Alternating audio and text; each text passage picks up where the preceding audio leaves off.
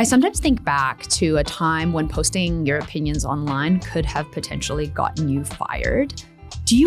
Or now it's kind of the opposite. It's more likely that you would potentially get hired depending on what industry you're in.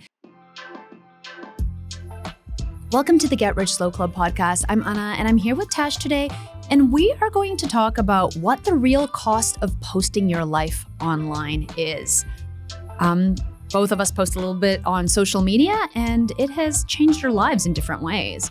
So before we get into that, Tash, do you have a money win or loss of the week? Ooh, I am staying at a hotel at the moment and I got a free breakfast thanks to a Call Platinum. Oh, Awesome. yay. Yeah. You've been with them for a while too. Yeah, a few years. I think I've been Platinum for a bit over a year maybe, but with Platinum you get, actually my other money win was my welcome gift. Sometimes they can be a little bit average. You can get like a bottle of water, but last night I got a bottle of champagne, which I won't probably drink, but I got salt vinegar chips and plain chips, which is like a top tier welcome gift. I love chips. What was your money win or loss? So we are recording this at the beginning of June, and in Victoria, you can get 20% off your rego from June 1st to July 2026. So if you are in Victoria, make sure to log into the Service State Government website, and it's really easy. You just it takes like 3 seconds to just fill out the information. Apparently there's going to be a $100 fuel credit for people in WA. Oh, well, there you I think go. from the 1st of July, I was reading you can get like, it's called a fuel support payment or something. I'm pretty sure it's $100 for anyone with a WA driver's license. Yes, from the 1st of July 2026. So, yay, wins for Victoria and WA. Get on it. Get on it. Get it done. So let's talk about posting online. For some people, it comes really easily. For other people, it's really hard. How did you first start posting online? I know we have very different stories in regards to that. Yeah, I was bored at work in 2020. It was like August. Yeah, it was like the 1st of August 2020. And I just decided to try posting like money diaries and what I was spending because I saw some people in the US doing it. There was someone called My Wealth Diary. She was like anonymous and I loved her. She posted net worth updates and what she was spending and it was so cool. And I was like, oh, cool, I'll just start like talking about money online. And then it took off quite quickly, which I think was very good because I don't know if I would have stuck with it if it didn't take off quickly because it was never like, it wasn't very planned. I didn't have like a big goal. It was just like, oh, I'll just try this and it did really well. I think a few factors. COVID obviously helped a lot. It was when TikTok was new, so my TikTok blew up quite quickly.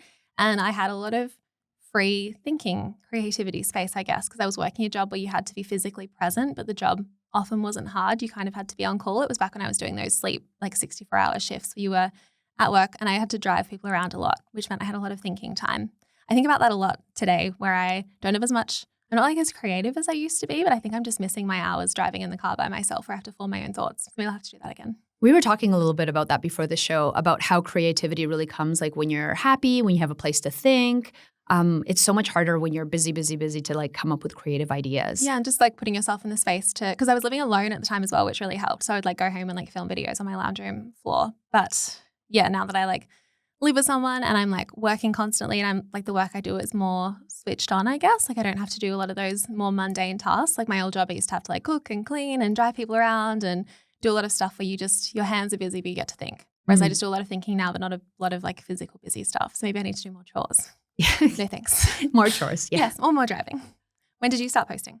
Well, I kind of always had a social media presence. I think like back in the day, I used to play roller derby, so I would post a lot of stuff, but that was like time of Facebook. And so easily it kind of moved into Instagram and whatnot. So I always had a social presence. But when I got really kind of into posting online was also around COVID time.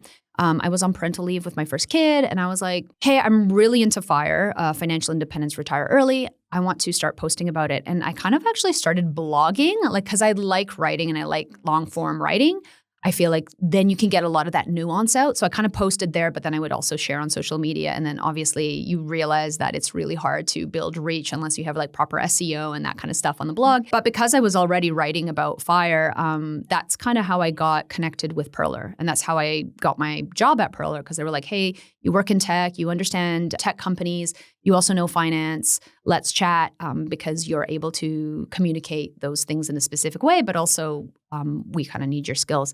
So it changed my life in a different way for me than for you. I think for you, it was you kind of like build this audience online, whereas my audience is still significantly small, but that's because— It's heaps of people if you're not comparing. Yeah. Like if you compare to mine, yes, it seems like small, but you've still got like, do you have almost 10,000 Almost. humans? I'm so close. I would just like to hit 10,000. But It's so many. It's so easy to look at the numbers and be like, oh yeah, that's like not that many, but like 10,000 humans in front of you is massive. Is a lot. Yeah. So, and also because I don't put in as much effort because I just don't have the time or energy. It's not like the main way I make money, where that's very different for you. So you kind of started, was there ever any hesitation about going public and sharing your numbers? Because you actually share numbers, and that was something I didn't do. I was very specific about talking about percentages and being kind of a little bit removed, whereas you share everything.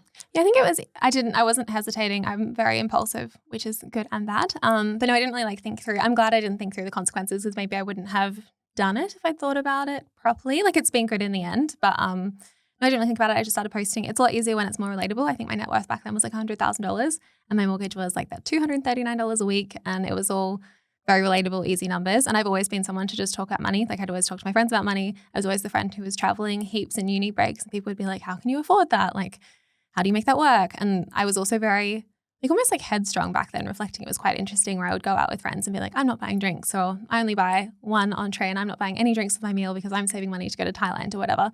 So I was happy to talk about money, but no, I didn't really have any hesitations. I just posted it and then people were interested. That was good. Yeah, whereas for me, it was, I had a family at that point when I first started posting about money, and I realized that everything that I put online will live there forever. So if I want to protect my partner or my kids, I need to be very aware of that. So there's certain things I'm happy to share, strategies, percentages. And maybe you had more money than me when you started.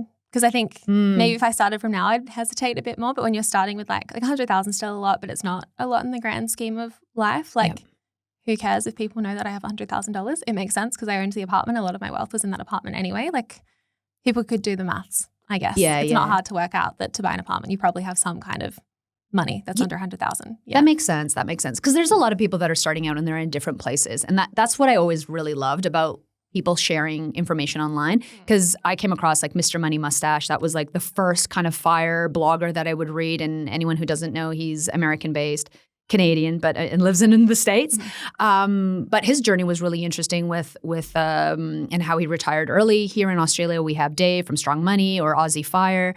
Bug, who doesn't post as much anymore. I think he stopped posting his network. Other stuff. Yeah. He's off to do other things, but there were other people sharing their journeys online. Yeah. And it does kind of get to that point for a lot of them where they kind of like drop off, and the excitement wears off after a few years. But just one different thing I think as well, when I was a support worker, everyone kind of gets paid the same. Or you know the tiers where it's like if you've been there a few years, you know what you're getting paid. And it's very easy to see what everyone's getting paid. It's not like you're negotiating different wages. It's just like, this is the job and these are the rates. And if you've been here 3 years, this is the rate. So I think it's a lot easier to be transparent when everyone knows what your salary is anyway, because it's so public.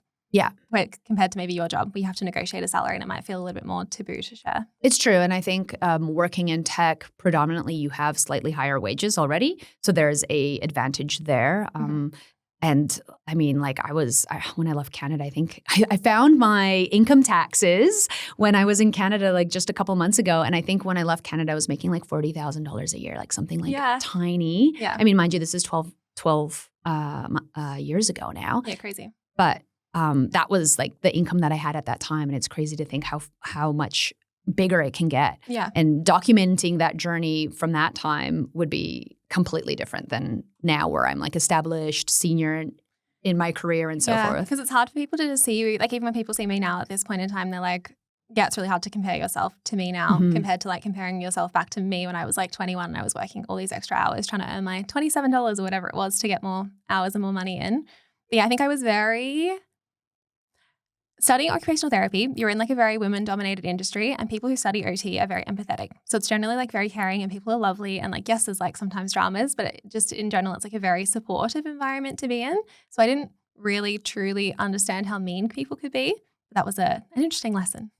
Mean people online, you mean? Yes. Yeah, for sure. Well, how much people could judge things, because if people in my like personal life, if I shared things, like sure, some people would be a little bit like, oh, I wish I could do that. But also people who like see you actually working really hard, understand how it works. Like they would, like my friends would be able to see that I was like working ridiculous amounts, and I would like literally to try and like not miss work. I would fly in. There was this flight that was like midnight till 5:30 a.m. from KL to Perth that I would get when I was traveling, and then I'd go straight to work at 8:30 the next day. And people would be able to see that and be like, oh, it makes sense why she has money, because like I don't want to do that. That's horrific. I'd prefer to have a day off. Or they'd see me like I used to do uni like 8 till 6 p.m. and squeeze all of my classes in on one day so I could work all the other days. And people wouldn't want to do that. They want to spread them out. So it's really easy for people to be like, okay, cool, that's the trade-off to get what she has. Whereas if you just see someone online, you don't really see the trade-offs there. Oh, for sure. Oh my gosh. Everything you say just like takes me back to my 20s as well. Cause I would do the same thing. I would like fly in and go straight to work. And now that I'm older and have a little bit more comfort when it comes to finances, like there's no way I would do that anymore. I have to like take a day off. Oh, I loved my job back then. I think about that job quite a bit. It doesn't exist in the same way anymore because sometimes I'm like, oh, it'd be nice to go back, but can't anyway. That was a nice one. I sometimes think back to a time when posting your opinions online could have potentially gotten you fired. Or now it's kind of the opposite. It's more likely that you would potentially get hired depending on what industry you're in. What do you think has shifted within that space? Yeah, I think it depends on the industry for sure. Like one of the reasons I quit my job was because it was getting to a point where like I wasn't meant to have a public profile with the job that I was doing because there are like personal safety risks that come with that. I was working positive behavior support and working with a lot of people who had high risk behaviors, and you kind of are meant to be more anonymous so you don't impact the therapeutic process of people being able to like be biased against you. I guess you're meant to be this kind of like anonymous person who's not, distracting, I guess. I think in terms of things changing, I think some people still get fired for posting online. I still hear that popping up. I think it just depends on the industry. Like if it's more of like a forward moving industry like tech, I think it'd be really valuable, or anything to do with marketing. People will be like, yeah, we love that. That's great. Or I've had a lot of stories of people who get hired because of their social media and then they get told they can't post on there anymore. That's wild. Or they have to change it into like the business's branding, which I think is taking advantage a little bit of. I think it's both still. Do you think that there's still a professional risk of having your own personal brand, or is it just kind of expected now? I think it's more risky to not have one. Because like you're saying, it's a lot easier to get hired if you have a public profile and people can, it's just like a networking hack. We don't even need to go meet people in person anymore. People just know who you are and they know what you stand for, which is great. If you have a career that you love, that you don't want to risk, maybe I wouldn't risk it, especially things like, I think about paramedics all the time. There's like such limited employers that you can go work for in like a paramedic career. So if you were doing something like that, maybe I wouldn't risk it. But if you're working in tech or finance or something where there's many, many employers, then yeah, sure, go for it. It also depends if you have the energy to fight them too. Right. Yeah. Or to disagree and be like, actually, I don't care. Because I think some employers might challenge you, but then not actually take action. But I'm just guessing. So your career has completely pivoted from posting online. Is it wild to actually think how far you've come as well? Like you've completely pivoted. Yeah, it's crazy. You're not even in the same industry. No, I always said I didn't want to be an influencer, but technically I am. Here I am. And how do you feel about that? It's just happened so quickly. It's crazy. Sometimes I miss my old job, but it's cool because it's like all the things I wanted in terms of like the whole retiring early stuff. I don't really care about that anymore because I wanted the freedom to go on whatever holidays I wanted and travel whenever I wanted. And I always wanted a corporate job that paid me to travel, and now I get to travel anyway on my own corporate credit card, but it's just me still. I often think about this, like having an audience, does that kind of change the way that you work or how you create? I'm more cautious because I've been primed to be worried about, I kind of can guess what the opinions will be of other people now. So I used to be a lot more open and just say things without thinking about it, but now I really think about it. And sometimes I get tired and I'm just like, oh, I can't be bothered being annoying in that way publicly online at the moment. So yeah, I'm a bit more cautious than I used to be. The other thing that I often think about is like sometimes I'll talk to you about an idea that I have and you're like, oh, that's great. Like you should make that into content. And I just love that because you've been in this industry for so long that you hear an idea and you right away convert it into an idea of how it could be content, how people could connect with it, how people would share it, how people would comment on it.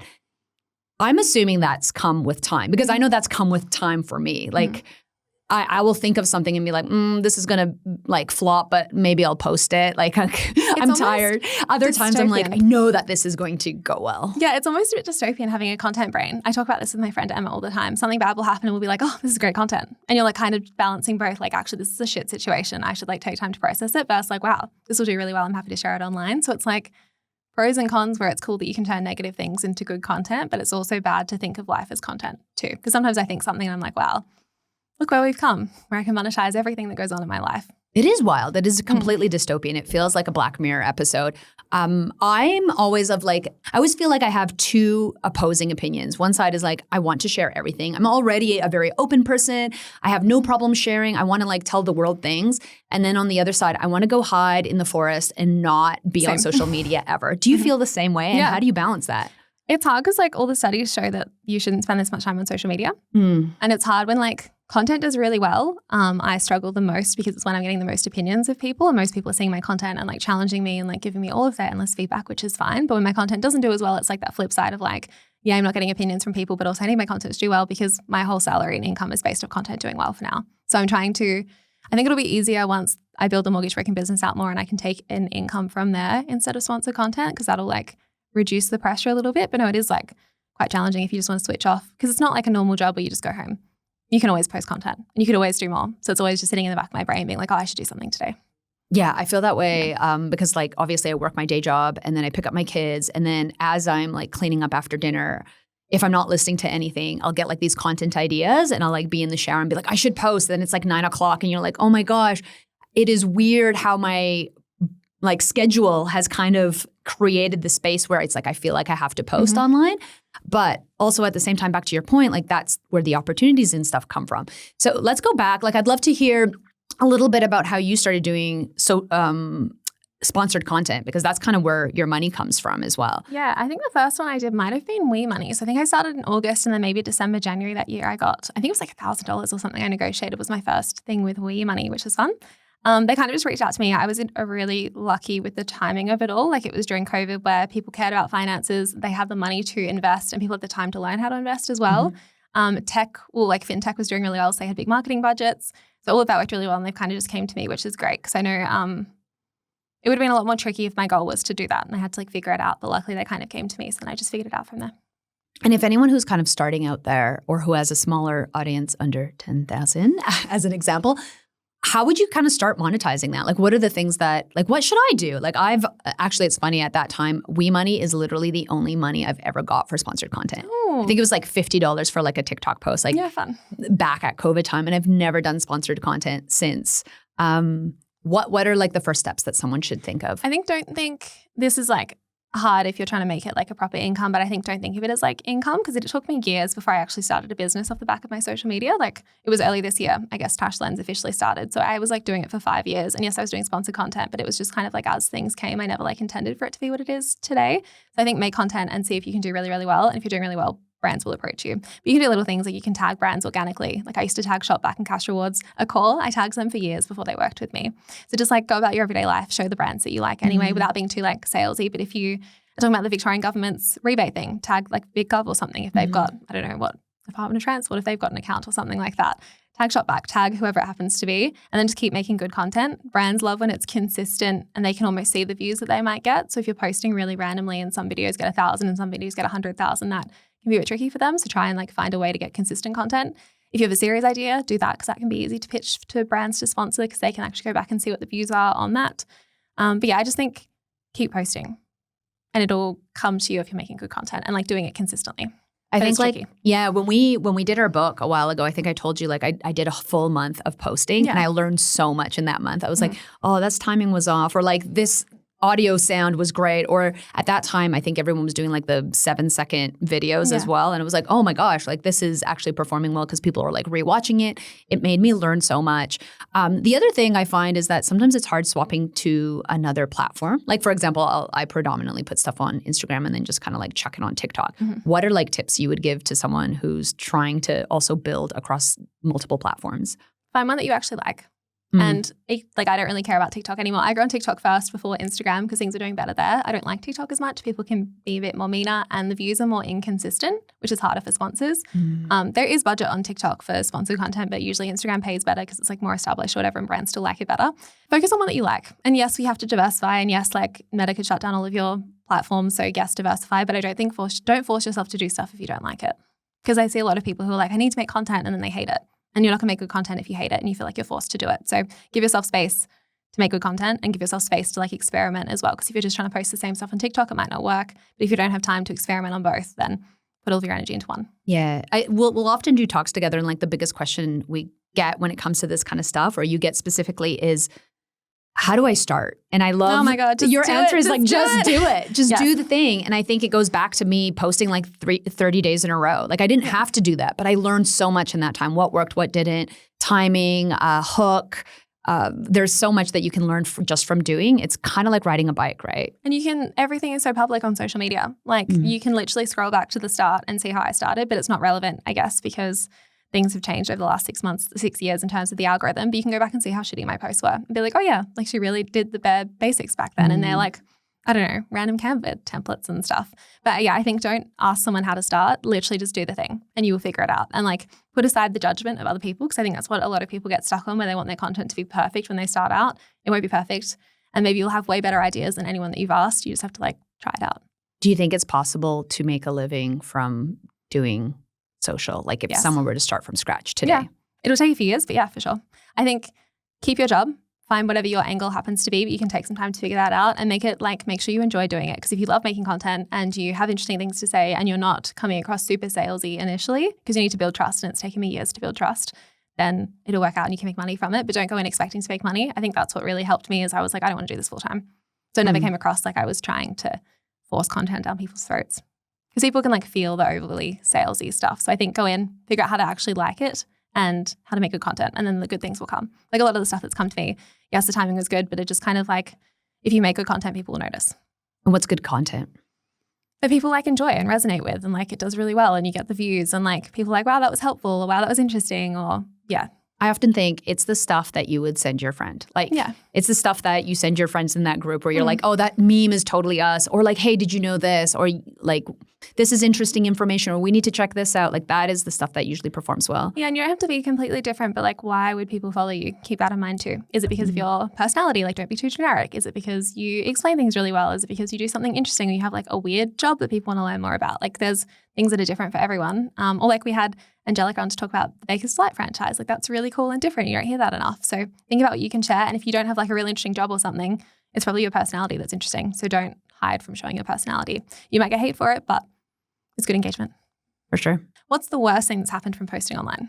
The worst thing probably is like people trying to figure out more about me. You know what I mean? Like, where do I live? Or like what this, that. And that's the biggest challenge I think as well is like I want some kind of privacy for my family and safety.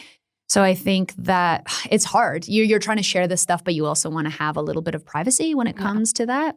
That's something I struggle with all the time. Yeah, definitely. It's hard when you have kids to consider as well. Yeah, because you don't know what the future holds, and you don't know how like AI is going to take all our information and like sell it to someone. You know, so it's I want to be very careful about that kind of stuff, which is why I have try to check all the security stuff on my phone and turn off specific things. I know we've talked about this as well, like just giving apps certain access to stuff. It's just things that I think about all the time. But I don't know, like. I think the privacy and protection part is a big one that I like to think about. Has your partner ever pushed back on you sharing stuff?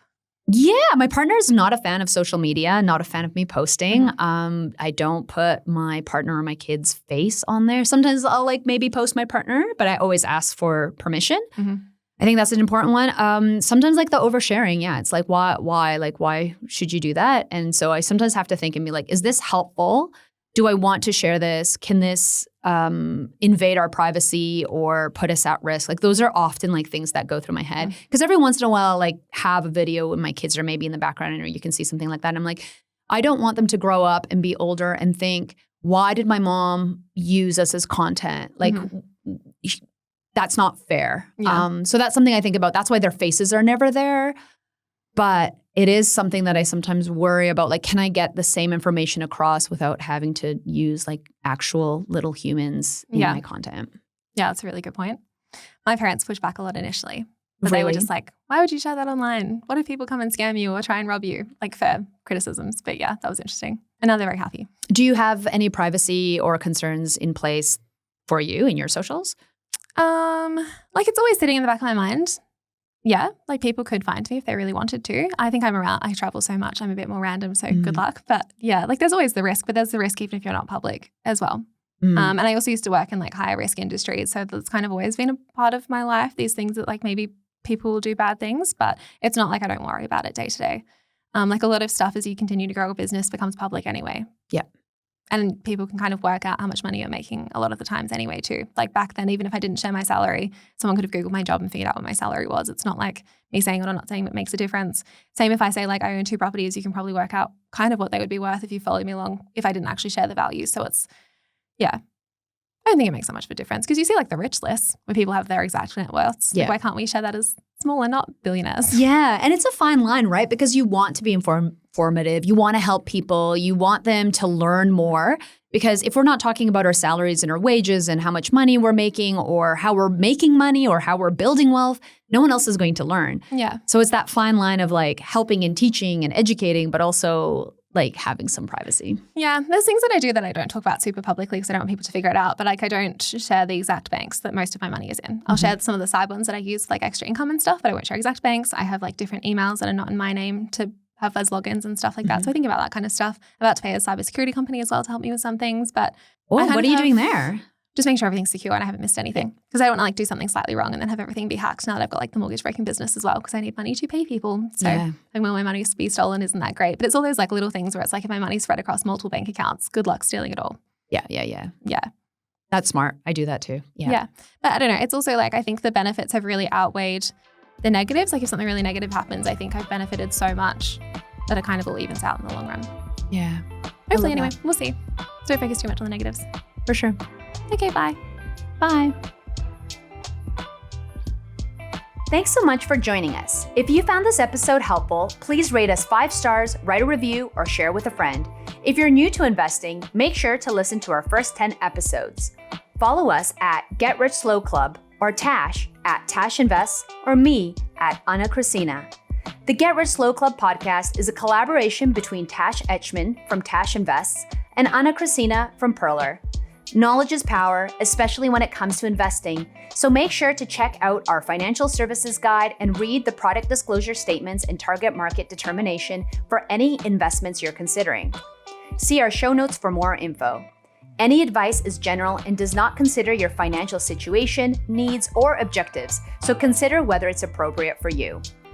This show was brought to you by Natasha Etchman, who is a corporate authorized representative, number 1317713 of Rask Licensing Proprietary Limited, and Perler, who's an authorized representative 1281540 of Sanlam Private Wealth, AFSL 337927. The Get Rich Slow Club acknowledges the traditional custodians of the land we record on, from coast to coast across land, waters, and communities. We pay our respect to elders past, present, and emerging.